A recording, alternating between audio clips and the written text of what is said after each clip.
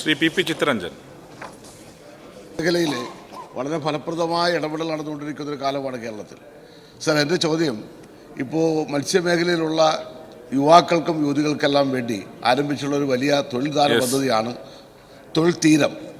ആ പദ്ധതിയുടെ നടത്തിപ്പുമായി ബന്ധപ്പെട്ട് ഇതുവരെ അതിൻ്റെ സ്ഥിതി എന്താണ്? എത്ര പേർക്ക് ട്രെയിനിങ് കൊടുക്കാൻ കഴിഞ്ഞിട്ടുണ്ട്? സർ, തൊഴിൽ തീരം കേരളത്തിലെ ഈ പിണറായി വിജയൻ ഗവൺമെൻറ്, രണ്ടാം ഗവൺമെൻറ് ഏറ്റവും പ്രസ്റ്റീജിയസ് ആയിട്ടുള്ള പ്രോജക്റ്റാണ്. സർ, 27,000-ഓളം ആളുകൾ ഇതിനോടകം തന്നെ രജിസ്റ്റർ ചെയ്ത് കഴിഞ്ഞു.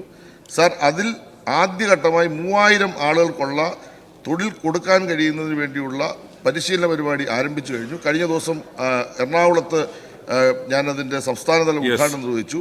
ഈ 25,000 പേർക്ക് ട്രെയിനിങ് കൊടുക്കുകയും അതിനെ തുടർന്ന് ഈ 9 തീരദേശ ജില്ലകളിൽ ആവശ്യമായ തൊഴിൽ മേളകൾ സംഘടിപ്പിച്ചുകൊണ്ടും വിവിധ സ്ഥാപനങ്ങളുമായി ബന്ധപ്പെട്ടും വിവിധ വകുപ്പുകളുമായി ബന്ധപ്പെട്ട് ഇവർക്ക് തൊഴിൽ കൊടുക്കുന്നതിന് വേണ്ടിയുള്ള എല്ലാ സംവിധാനങ്ങളും ഗവൺമെൻറ് ഇപ്പോൾ ഒരുക്കി കഴിഞ്ഞു.